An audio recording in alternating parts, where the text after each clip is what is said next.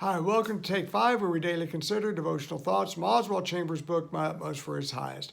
Today's April 25th, and the title of today's devotional is Ready in Season. Be ready in season and out of season, 2 Timothy 4 and verse 2. Many of us suffer from, Chambers begins with, the unbalanced tendency to be ready only out of season. The expression is a day late and a dollar shy. The person who decides to participate, but only after the teams have been chosen. They make up their mind, but do so too late. There will be 1 second after death when a lost soul will change their mind, yet too late, for the season of redemption is past. Dr. C says the season does not refer to time, it refers to us. This verse says, preach the word, be ready in season and out of season. In other words, we should be ready whether we feel like it or not. If we do only what we feel inclined to do, some of us would never do anything. In a broader perspective, Dr. Chambers is addressing the point that many only act like and are active as a Christian when they feel like it, almost like being in season and out of season. They get all holy and righteous, but when the moment ends, they return to being a person in whom there is little seen of Christ. Church is a good place to be holy, or when the preacher comes around, but there's a more natural side to those individuals with which most people are more familiar.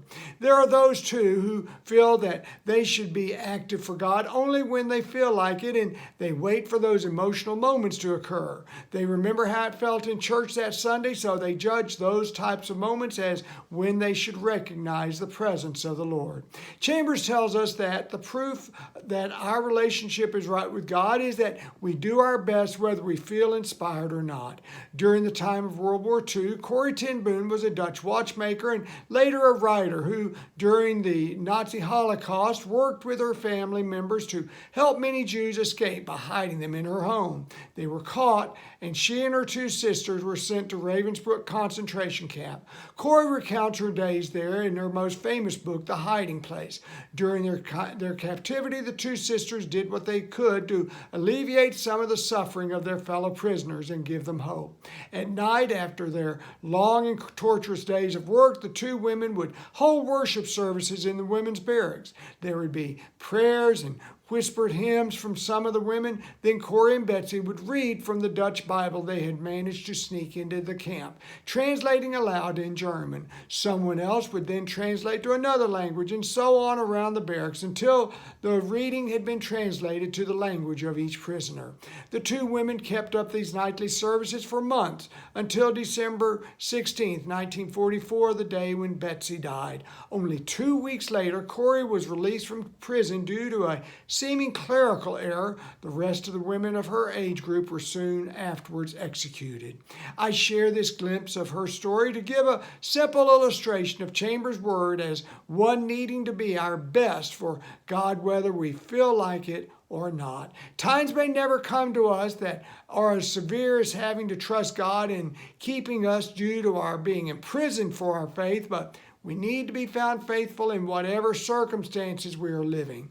The need may be found to guard against our being imprisoned in our mind by wealth or success or the seeking of selfish pleasure. It can be as hard in your mind to live wholly unto God in the best of times as it is the worst, for we can always be pulled away by other interests or what we see as survival. O.C. says that you will never do anything unless God keeps you consciously aware of his inspiration to you at all times. Chambers' closing thoughts today are, God will fade out of your life, never to return until you are obedient in the work he has placed closest to you, and until you have learned not to be obsessed with those exceptional moments he has given you.